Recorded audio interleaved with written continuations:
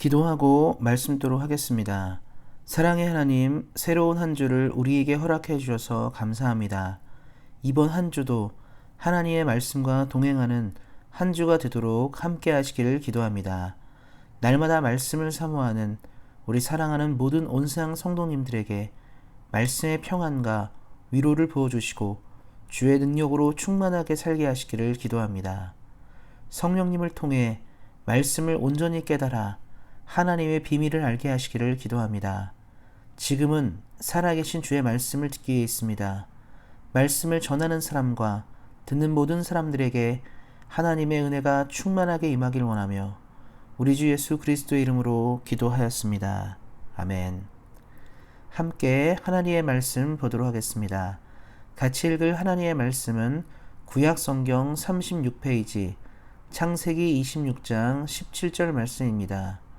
구약성경 36페이지 창세기 26장 17절 말씀입니다. 이삭이 그곳을 떠나 그랄 골짜기에 장막을 치고 거기 거류하며 그 아버지 아브라함 때 팠던 우물을 다시 팠으니 이는 아브라함이 죽은 후에 블레셋 사람이 그 우물들을 메웠음이라. 이삭이 그 우물들의 이름을 그의 아버지가 부르던 이름으로 불렀더라. 아멘.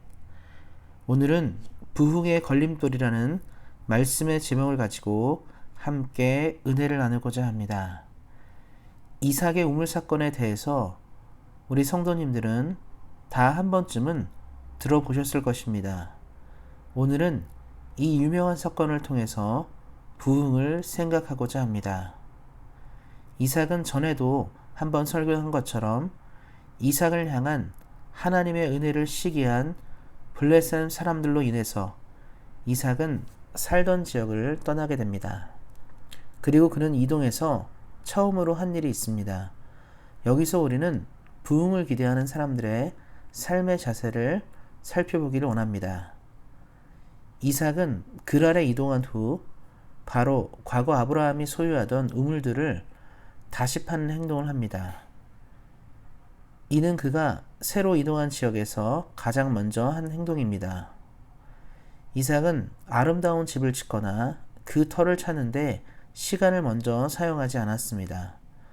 그는 생존에 필요한 물줄기를 먼저 찾았습니다. 사랑하는 성도 여러분, 왜 이삭은 이러한 행동을 하였을까요? 물은 과거나 지금이나 인류에게 가장 중요한 생명의 원천입니다. 물 없이 인류는 어떠한 것도 할 수 없습니다. 현대처럼 쉽게 물을 구할 수 없는 과거에는 더욱 그러하였습니다. 생명과 같은 물을 구하고 확보하는 것은 이삭이 살던 당시에는 생존과 연결된 가장 중대한 문제였습니다.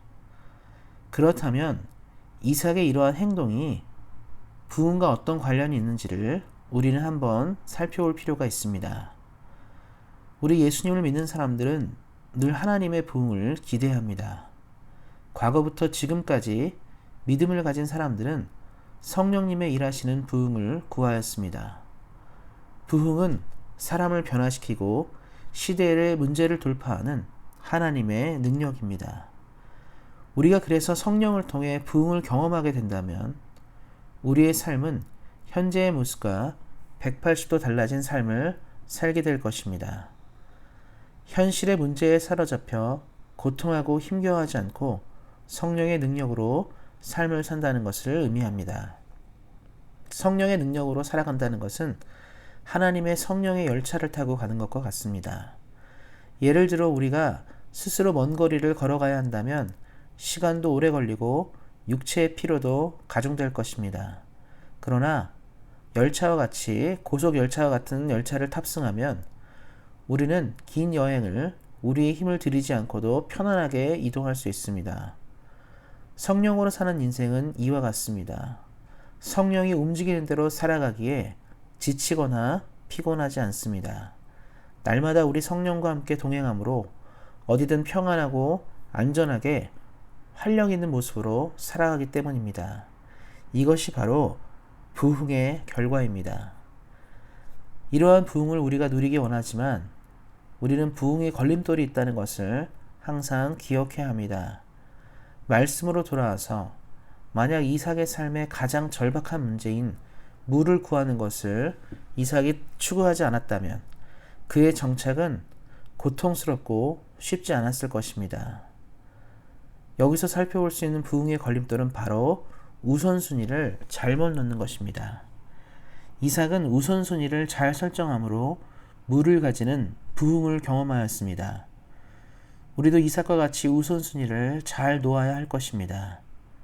지금 우리가 사는 시대는 부흥이 필요합니다. 시대가 점점 어두울수록 하나님의 부흥이 우리에게 요청됩니다. 이러한 부흥은 우리가 하나님을 바라는 것에서 시작됩니다. 하나님의 부흥을 찾는 백성에게 하나님은 그 부흥을 허락하십니다. 사무엘이 선지자로 활동하던 시기에 하나님의 말씀이 귀하고 흔하지 않은 시대였습니다. 사람들이 하나님을 바라보지 않은 시대이기에 더욱 어두운 시기였습니다. 사무엘은 그 시기에 사람들로 하여금 하나님을 바라보도록 메시지를 전했습니다. 그의 메시지를 들은 사람들은 하나님을 앙망하기 시작했습니다. 자신들의 삶의 우상을 제하고 하나님을 올바로 섬기는 예배를 회복하였습니다. 그리고 하나님은 하나님을 바라보는 당시 이스라엘 백성들에게 에벤에셀 하나님으로 대답하셨습니다.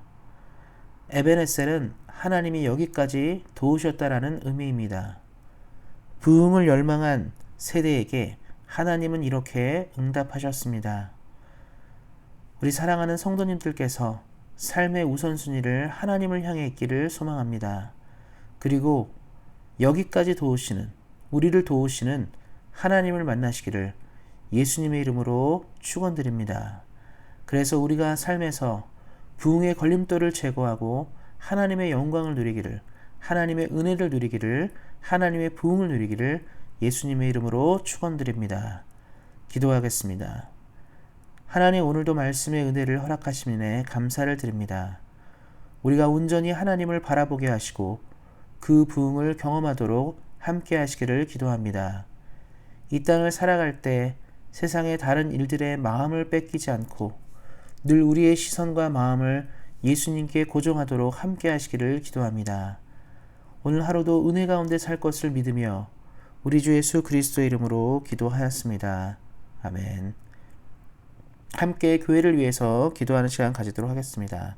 같이 기도하실 때는 교회 이전을 위해서 우리 9월의 이전을 눈앞에 두고 있습니다. 이전이 주의 은혜 가운데 잘 진행될 수 있도록 이것을 위해 수고하는 모든 손길에 하나님의 지혜가 있도록 기도해 주시기 바랍니다. 새로운 담임 목사님 청빙을 위해서 기도해 주시고 좋은 목사님이 우리 교회 가운데 허락될 수 있도록 이것을 위해서도 기도해 주시기 바랍니다. 또한 우리 안에 몸이 연약한 분들이 있습니다. 기도해 주시고 특별히 하나님의 은혜 가운데 강건한 은혜, 강건한 신체를 주로부터 받을 수 있도록 우리 안에 몸이 연약한 분들, 우리 가족 안에 연약한 분들, 또 교회 안에 연약한 분들을 위해서 함께 기도하는 시간 갖도록 하겠습니다. 또한 대한민국과 캐나다를 위해서도 기도해 주시기 바랍니다. 오늘 말씀을 기억하시고 삶 가운데 늘 우선순위를 하나님께 설정하시기를 다시 한번 예수님의 이름으로 격려드립니다. 오늘도 말씀 안에서 주 안에서 승리하세요. 주의 사랑으로 사랑합니다.